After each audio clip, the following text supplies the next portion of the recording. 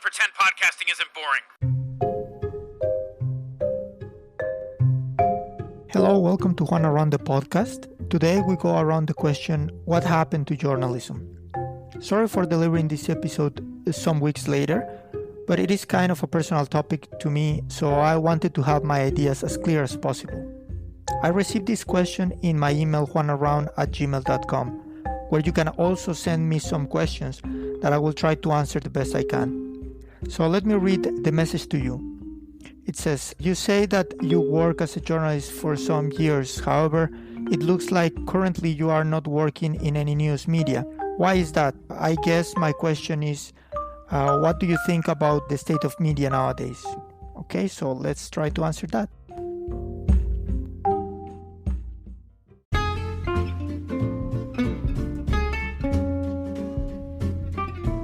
But first remember, Anchor is the easiest way to make a podcast.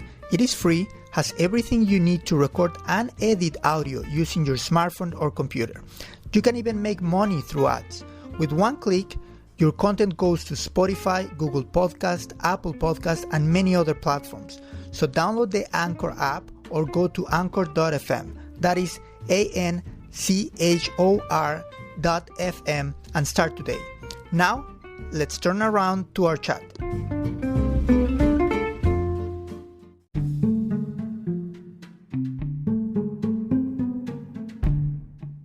They promised us a society of information, not knowledge, and they were right to make that distinction. At the end of 1999, the excitement of Internet 2.0 was palpable.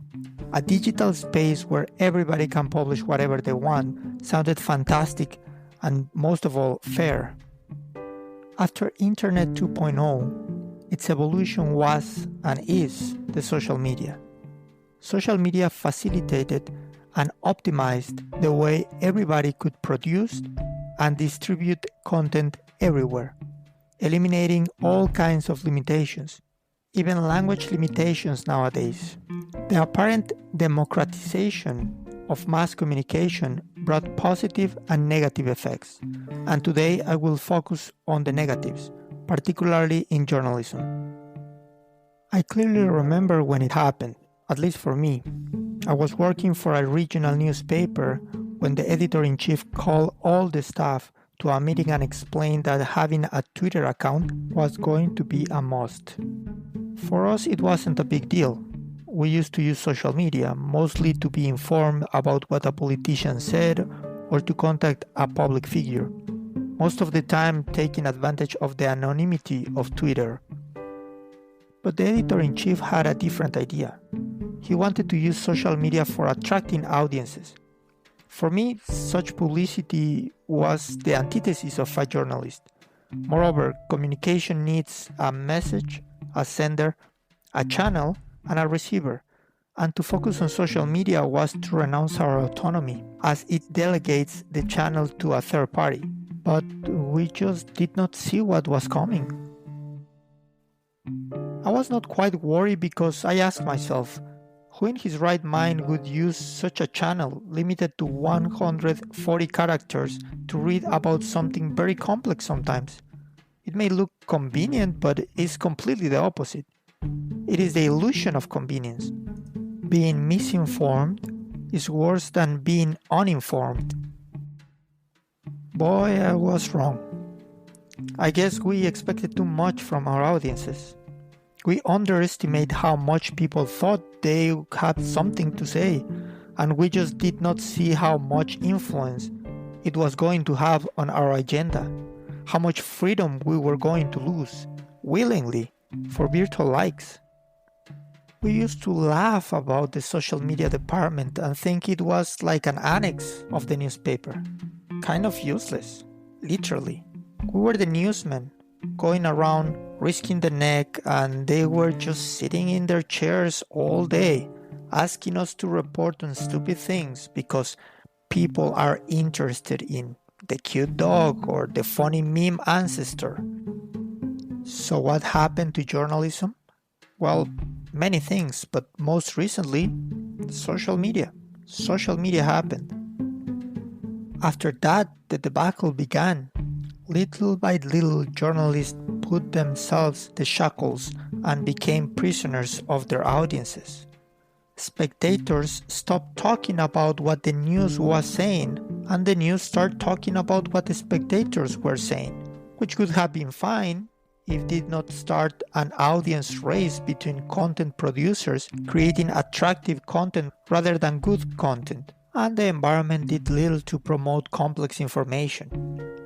The competition for audiences' attention became frenetic, and still is. Newspapers do not compete against other news media, but any type of content. It is the equivalent of being a kid in a buffet without parent supervision. Are you going to pick the salad or the pizza? Sure, one is better for you than the other, but taste and convenience win. And, as always, technology developments come first and regulations and worries come later. Nobody teaches about social media consumption in schools or homes, for example. Moreover, now there are thousands of pizza places, let's say, from TikTok dancing girls to YouTube channels focused on conspiracies or ghosts and everything in between. Of course, it always has been a popularity contest. And of course, most of the time people prefer to watch pizza content, but at least the rivalry used to be against other companies in the same medium. Internet 2.0 makes everybody a content producer, and most of them are only guided by the desire for more views. I don't understand if it was planned or just a coincidence, but the social media corporations made the perfect business, the return of the middleman. In social media, the content producers are their audiences, and they are also the product sold to companies. And the tech companies develop their app, marketing, and even culture to push people to produce the content that they also consume, getting most of the time no monetary compensation, while the tech companies sells your data, content, and attention. But I guess that's a topic for another episode. Anyway, in addition, by pushing the view time to the maximum without balance or caring about how good or bad it is for the audience, the newsrooms must give up control of their content. Despite honorable exceptions, this system ultimately results in a lack of creativity and progress. In the TV series Mad Men, the main character, Don Draper, explained a similar conundrum beautifully in an argument with Faye Miller, a strategist for a customer research company. In an ad campaign for Pond, the researchers suggested that women wanted to be married, so the ads should focus on that, instead of Don's team idea of women enjoying the product. In the middle of the dispute, Don asks Faye, "How do you know it is true? A new idea is something they don't know yet. So of course, it's not going to come up as an option. You cannot tell how people are going to behave based on how they have behaved." The pseudo-democratization of the media conflicts with Steve Jobs' Prime Directive. People don't know what they want until you show it to them. So, if the agenda is social media driven, following something special is almost impossible. And just like that, we replace originality for trending and challenges. No wonder why all TikTok videos have the same 10 songs repeated over and over again. Creators are too scared of going out of the status quo. Some forms are tweaked here and there, but the essence is the same. It is true that has always happened, for example in the pictorial art, but the quickness of trends makes it difficult to change in depth that is worth exploring. The Mad Men TV show also addressed the introduction of computers to measure TV ratings and the end of the ad men as they used to be. A similar situation happened with journalism and the audience insight in social media. There used to be measurements, but never as surgical as now and as deceiving. Again, you cannot tell how people are going to behave based on how they have behaved, of course, unless you rig the game. Nowadays, data scientists assure that everything is an algorithm, including human behavior, not realizing that their policies are a self-fulfilling prophecy, meaning that if a web page research suggests that audiences like violence, and then they show them violence and see a spike in views, that does not mean that the spike would have happened if the media did not show more violence. Social media algorithms do not predict people's behavior, they influence the behavior. Despite having one professor in Denmark dismissing the concept of echo chambers and another from the UK validating their impact, the truth is undeniable. Echo chambers exist. The way algorithms work gives you little chance to experience something other than what your profile suggests you like. With such disadvantage, content creation goes around the idea of building personas, focus on niches, and having a well-defined target group, and produce accordingly. A variety of subjects coming from the same source does not facilitate the algorithm to work properly, and your content will never be seen. So content producers need to reduce themselves to be the pro-vaccine guy or the millionaire guru or the YouTube channel in favor of this group or against this group, first to satisfy the algorithm and then the audiences, that in turn get used to the content given to them, which has been curated to satisfy the algorithm, a truly vicious cycle. One of the ways algorithms recognize the value of content is engagement, and there is nothing that engages more than radicalization. The evolution of yellow journalism is radical journalism. Out of the blue, tech companies provide the newspapers with an objective way to know what their audiences want, and turns out most of the time the majority want scandal, superficiality, and opinions that reassure theirs, or even better, go one step beyond in the intensity of their beliefs. And of course, the most noticeable area is politics. According to Steven Pinker, whether you are left-wing or right-wing, Democrat or Republican, progressive or conservative, your political beliefs and values make you dumber. Pinker quotes several studies about it, including one described in magazines as the most depressing discovery about the brain ever, or science confirms politics corrects your ability to do math, and politics makes us stupid.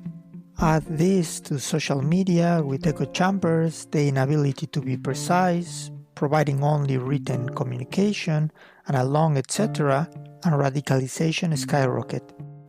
Particularly in the United States, the situation is critical.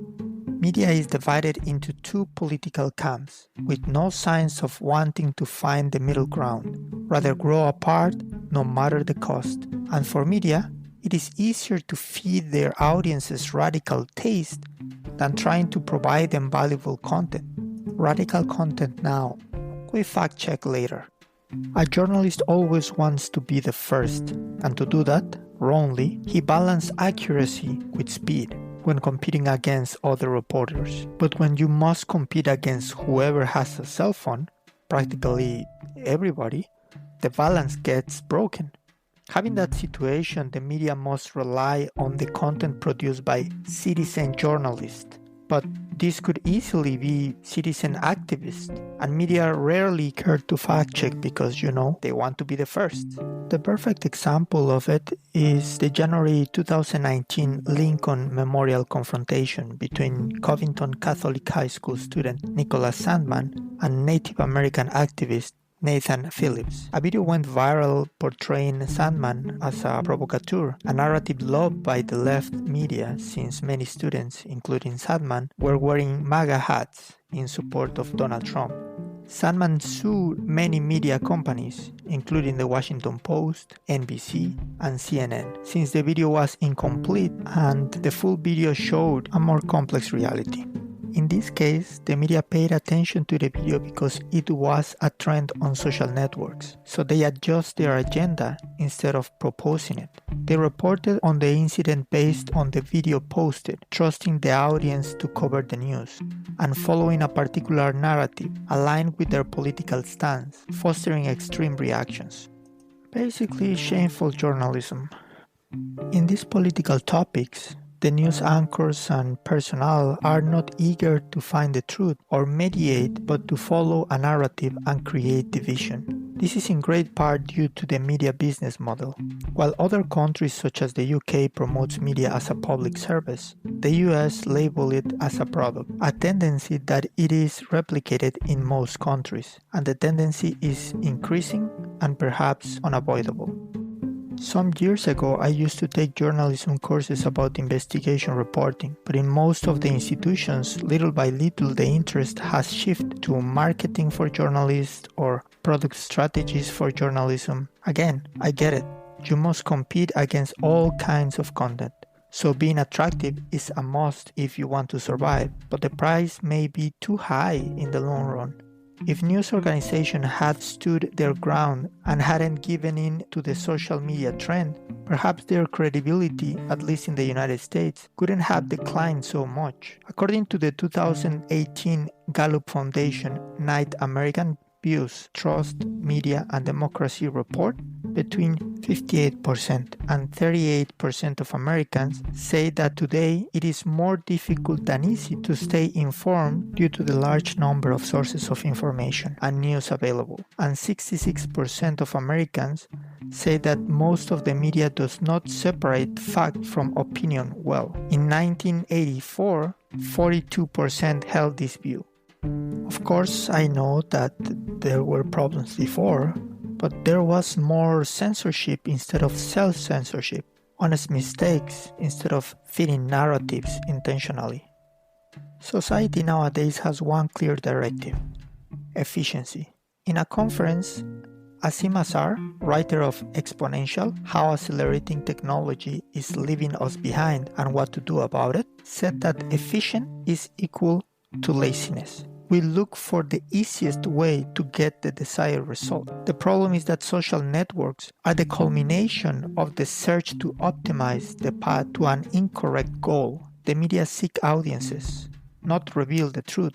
I cannot say this enough. I know that there are other factors and ways of looking at the situation. I'm only focusing on one, but perhaps it is one of the most relevant. Don't get me wrong, there are amazing content creators that are attractive enough to get a loyal audience. They enjoyably explain topics and give explanations to their followers.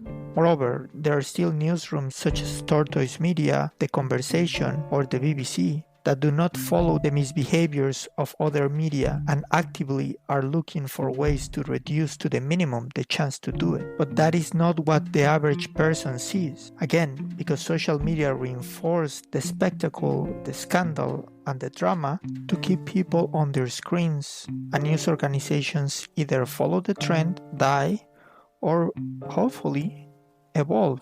Am I trying to say that it is the fault of the public? Absolutely. But it has always been like that. A journalist's job used to be to deliver unbiased news and at best educate the audiences with unbiased truths rather than being part of the problem.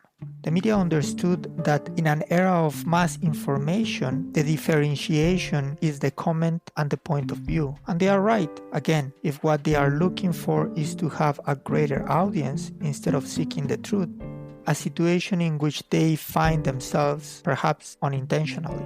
What the media will do, well, it's something we will see.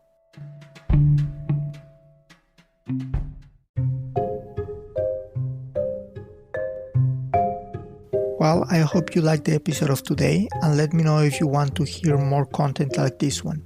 Please leave any question you have about any episode or topic, and I will get back to you as soon as possible. For more interviews, analysis, and stories, subscribe to my podcast. You can listen to it on all platforms including Spotify, Google, and Apple Podcast, and of course Anchor. Watch videos about my travels on my YouTube channel, and follow me on Facebook, Instagram, and Twitter, in all of them as juanaround. You can also support me on my Patreon and Buy Me a Coffee accounts, both as juanaround. All links on the description. Like, share, and subscribe, and see you around. Your booze mean nothing. I've seen what makes you cheer.